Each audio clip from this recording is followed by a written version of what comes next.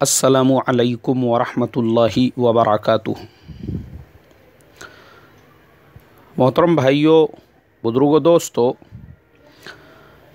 यह हमारा इस्लाह मुआशरा का 610वां सबक है।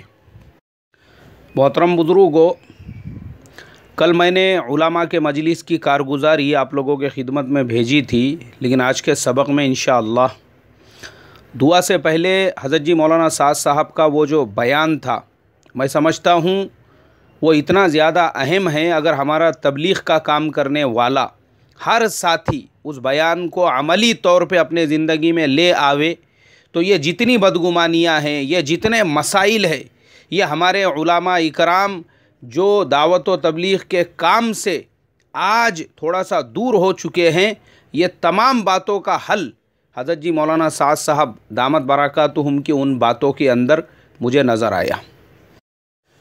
हज़रत जी मौलाना साद साहब ने फ़रमाया, अपने उलमा की क़द्र करो, अपने अइम्मा की क़द्र करो। फिर फ़रमाया, हमारी जमात जिस मस्जिद में भी पहुँचे, सबसे पहला अमल उस मस्जिद के इमाम साहब से मुलाक़ात, उस बस्ती के उलमा इकराम से मुलाक़ात। मोहतरम बुज़ुर्गों, मैं समझता हूँ ये अमल आज हमारे काम करने वालों में से और हमारी जो जमातें चल रही है उनके अंदर से मफ़क़ूद यानी ख़त्म हो चुका है। मैं ख़ुद एक इमाम हूँ, मैं इस बात को ऑब्ज़र्व करता हूँ, ध्यान देता हूँ। रोज़ाना कोई ना कोई जमात मस्जिद के अंदर ज़रूर होती है, लेकिन आने वाली जमातों को ये लगता है कि भाई हमारा काम अलग है और इमाम साहब का काम अलग है। ये अपना काम नहीं है। इमाम से मिलना, मुअज्जिन से मिलना, यहाँ तक कि हज़रत जी मौलाना साद साहब ने पुरानों की मजलिस में भी एक बात कही थी, मुझे वो भी याद आई। बोले, मैं एक मुल्क के सफ़र पर गया, वहाँ पर मैं मस्जिद में पहुँचा तो सबसे पहले मैंने इमाम साहब और मुअज्जिन साहब से मुलाक़ात के लिए कहा। क्यों? बोले, मैं तो आदमी ही मस्जिद और मदरसे वाला हूँ, इसलिए मैं तो जहाँ पर भी जाता हूँ पहली कोशिश ये करता हूँ कि वहाँ के इमाम और वहाँ के मुअज्जिन से मुलाक़ात करूँ। वो आगे भी लंबा चौड़ा वाक़या है, मुझे सिर्फ़ इतना बताना है। क्या मतलब है इसका? इसका मतलब ये है कि भाई हमारे हज़रत जी जो फरमा रहे हैं वो अमली तौर पे हमारे ज़िंदगी में नहीं है। हम लोग जमातों में चल रहे हैं, गाँवों में, बस्तियों में, देहातों में, मसाजिद में हमारी जमातें रुकी हुई है, लेकिन हमको ये लगता है कि नहीं, इमाम साहब का काम वो ड्यूटी कर रहे हैं, वो सर्विस दे रहे हैं, ये उनका प्रोफेशन है। 5 वक्त आना, नमाज़ पढ़ाना और चले जाना हमारा काम नहीं है। उनसे मुसाफ़हा करना, उनसे मुलाक़ात करना, उनसे दुआ की दरख्वास्त करना, और अगर नहीं दुआ की दरख्वास्त तो कम से कम कि भाई देखो हमारी जमात फ़ुलानी बस्ती से आई हुई है, आप थोड़ा सा हमारा साथ दीजिए। तो इमाम साहब और जमात के दरमियान की जो दूरियां हैं वो दूरियां कम होंगी। वरना होता ये है, जमात मस्जिद के अंदर रुकी हुई है, उन्हीं इमाम साहब के पीछे नमाज़ पढ़ रही है, जमात और इमाम साहब के दरमियान में सिर्फ़ 4 फीट का फ़ासला है, लेकिन उतना फ़ासला भी हम कम करके उनसे मुलाक़ात करना ज़रूरी नहीं समझते। तो फिर वो फ़ासला 4 फीट का ना होकर वो मीलों का फ़ासला हो जाता है। अल्लाह हिफाजत फरमाए। तो हमारे हज़रत जी जो बात फरमा रहे हैं वो हमको अमल में लानी पड़ेंगी, और किसी भी मस्जिद में हमारी जमात जाए, ये ज़िम्मेदारी है हमारी, हम उस मस्जिद के इमाम साहब से मिले, उनसे मुसाफ़हा करें, उनसे मुलाक़ात करें। फिर देखो आप उलमा आपके काम का कैसे साथ नहीं देते, मसला हमारा अपना है। उसके बाद हज़रत जी ने फरमाया, कुरान को समझ कर पढ़ो, कुरान को तर्जुमे के साथ पढ़ो। मिसालें दे देकर समझाया कि देखो, अरब और सहाबा इकराम रिज़वानुल्लाहि ताला अलैहिम अजमईन के ज़माने में जो लोग ईमान में, इस्लाम में दाखिल होते थे, वो इसलिए क्योंकि कुरान उनकी मादरी ज़ुबान अरबी ज़ुबान में नाजिल होता था, तो अरबी ज़ुबान में कुरान का जो पैगाम है वो उनके समझ में आता था, और लोग जोक दर जोक ईमान में दाखिल होते थे। हमारे ज़माने में ये जो हमारे बिरादराने वतन इस्लाम से, ईमान से दूर है, उसकी सबसे बड़ी एक वजह यह भी है कि कुरान उनको समझ में ही नहीं आता, क्योंकि कुरान उनकी मादरी ज़ुबान में नहीं, कुरान अरबी ज़ुबान के अंदर है। अल्लाहु अकबर, ये कितनी गहरी बात है, ये सोचने की बात है ये। और आज हमारे ज़माने में उल्टा हो चुका है। आज हमारे ज़माने में कुरान के तर्जुमे की, कुरान के तफसीर की सबसे ज़्यादा एलर्जी अगर किसी को है, वो हमारे तबलीग के काम करने वाले साथी को। तफसीर का सबसे बड़ा दुश्मन अगर कोई है तो उस मस्जिद का, तबलीग का जिम्मेदार।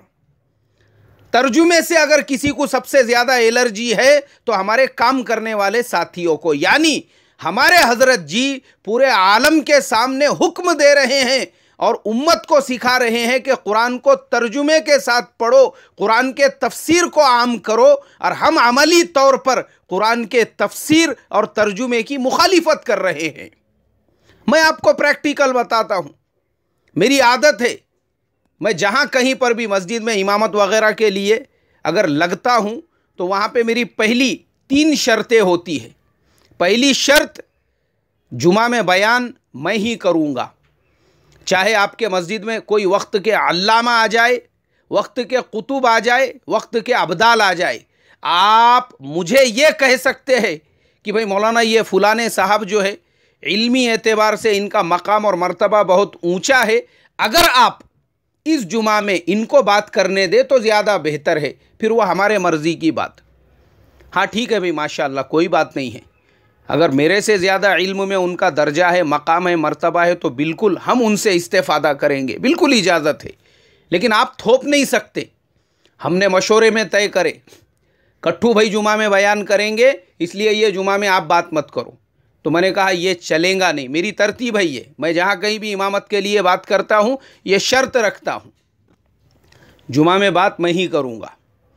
दूसरी शर्त, रमज़ान में तरावीह वो भी मैं ही सुनाऊँगा, अकेला।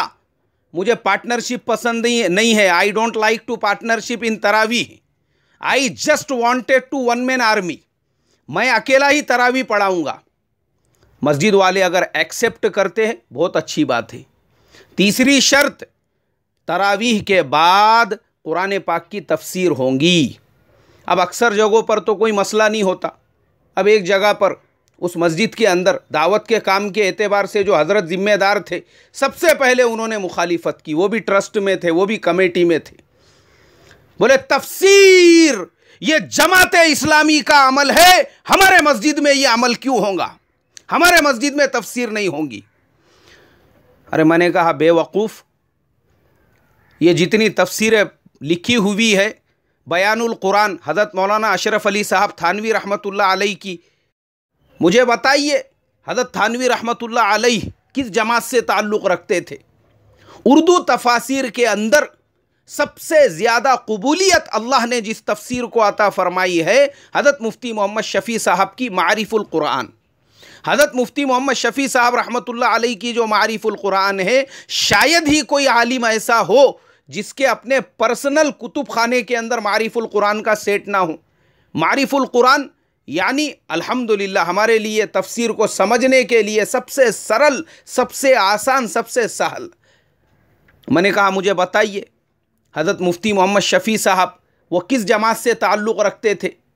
उनके अलावा हमारे अकाबिरीन की बेशुमार तफासिर है जो उलमाए देवबंद ने लिखी हुई है, उनका ताल्लुक़ किस जमात से था? मैंने कहा आपके जैसे जाहिलों ने तफसीर को जमात इस्लामी के साथ में जोड़ दिया। अरे तफसीर बोले ये जमात इस्लामी का अमल है, फिर हमारा अमल क्या है? मैंने कहा फिर अपना जमने वाला नहीं। अक्सर जगहों पर मैंने देखा हूँ तफसीर की मुखालिफत अगर किसी ने की, वो हमारे साथियों ने। अल्लाह हिफाजत फरमाए। फिर एक कारगुजारी सुनाता हूँ मैं, चलते चलते मुझे याद आ गई। एक जगह पे सफ़र करने का मौका मिला। मैंने देखा मस्जिद के अंदर इशा की नमाज के बाद इमाम साहब कोई किताब पढ़ रहे हैं। मैं वज़ू खाने में था, मैं वज़ू कर रहा था। मैंने देखा हमारे अक्सर साथी, कोई गाय छाप जर्दा वहाँ पे मलते खड़ा हुआ है, कोई मोबाइल के अंदर कुछ देख रहा है, 2-3 जन एक जगह पे खड़े होकर बात कर रहे हैं।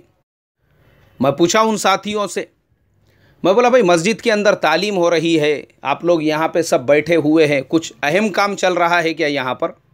अरे बोले नहीं यार, वो इमाम साहब जो है ना बहुत मनमानी करते बोले, ख़ुद की चुप ज़बरदस्ती का मस्जिद के अंदर तफसीर शुरू करके रखे, हम लोग सब बाहर बैठे हुए हैं। बोले वो जब तफसीर ख़त्म होंगी ना उसके बाद हम लोग मस्जिद में जाएंगे, फिर मशवरा होगा और उसके बाद में हमारी फ़ज़ाइल की तालीम होंगी। इन्ना लिल्लाहि व इन्ना इलैहि राजिऊन।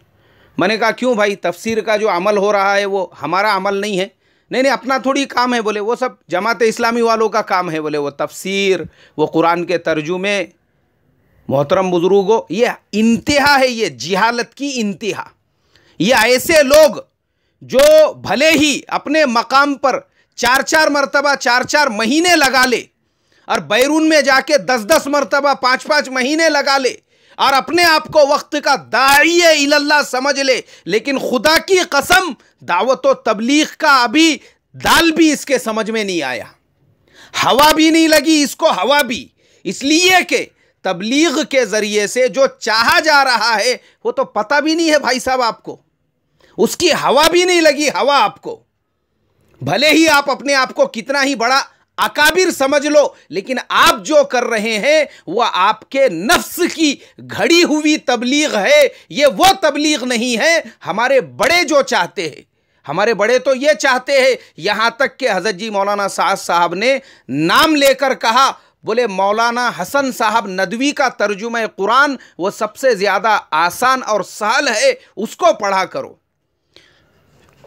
मेरे बाजू एक मौलवी साहब थे बैठे हुए, मैंने पूछा उनको, मैं बोला यार ये मौलाना हसन साहब? हाँ बोले मेरे पास में भी इनका तर्जुमा कुरान है, बहुत ही ज़्यादा सहल, बहुत ही ज़्यादा आसान। यानी देखो हमारे बड़ों का ज़र्फ़ हज़रत जी मौलाना साद साहब ने नाम लेकर फरमा दिया कि इनका तर्जुमा कुरान पढ़ो आज के हालात के एतबार से, क्योंकि हम लोग ज़्यादा फसीह व बलीग उर्दू नहीं समझ सकते। उसके अंदर जो अमीक और दकीक अल्फाज इस्तेमाल होते हैं उसके लिए लुगत देखना पड़ती है। बोले इसके लिए हज़रत मौलाना हसन साहब का जो तर्जुमा कुरान है वो एकदम सहल और आसान है। मैंने कहा चलो अच्छा है, मैं भी ज़रा देखता हूँ, तलाश करता हूँ वो तर्जुमा कुरान कहाँ मिलेगा। पता ये चला मोहतरम बुजुर्गों, हमारे बड़े जो चाहते हैं वो सिफ़ात हमारे अंदर आना ज़रूरी है। उसके बाद आगे हज़रत जी मौलाना साद साहब ने फरमाया कि तुम्हारे ज़कात के माल का सबसे पहला मसरफ़ वो मदारिस ने होना चाहिए। अल्लाहु अकबर। फरमाया कि मदारिस वो तुम्हारे ज़कात के माल का सबसे पहला मसरफ़। अब हमारे ज़माने में तो हो ये रहा है, ज़कात के माल को मदारिस वालों पे ख़र्च करना तो दूर, बाज़ जगहों पर मदारिस के सफ़ीरों को मस्जिदों में ठहरने नहीं दिया जा रहा है, ऐलान करने नहीं दिया जा रहा है। अल्लाह हिफाजत फरमाए। और कौन? वही इंसान जो अपने आप को इलाके का तबलीग का ठेकेदार समझता है। ऐसे लोगों ने ही पाबंदियां लगा दी। पता ये चला कि ये गुत्तेदार, ये ठेकेदार अपने आप को भले कितना ठेकेदार गुत्तेदार समझ ले, लेकिन तबलीग इसके समझ में नहीं आई और बड़ों का मंशा अभी तक इसके समझ में नहीं आया। मैं देखता हूँ, अल्लाह हिफाजत फरमाए। हमारे ज़माने में हज़रत जी एक तरफ फरमा रहे हैं हमारे हर मस्जिद में मकतब होना चाहिए, हमारे हर मोहल्ले में मदरसा होना चाहिए, हमारे हर मस्जिद में दारुल इफ्ता होना चाहिए। और हमारे ज़माने में मकतब की मुखालिफत हमारा साथी, मदरसे की मुखालिफत करने वाला कौन? हमारा साथी। अकोला के अंदर एक बेचारा मुखलिस साथी, उसने मेरा एक सबक सुना जिसके अंदर मैंने कहा था मौलाना खालिद सैफुल्लाह रहमानी साहब के हवाले से कि आज के ज़माने में अगर मदरसे का कायम करना वो मुस्तहब है तो मकतब का कायम करना वो फ़र्ज़ है। उस नौजवान के दिल में दाइया पैदा हुआ, अपने महल्ले अपने बस्ती में मकतब नहीं है, मैं कायम करूं।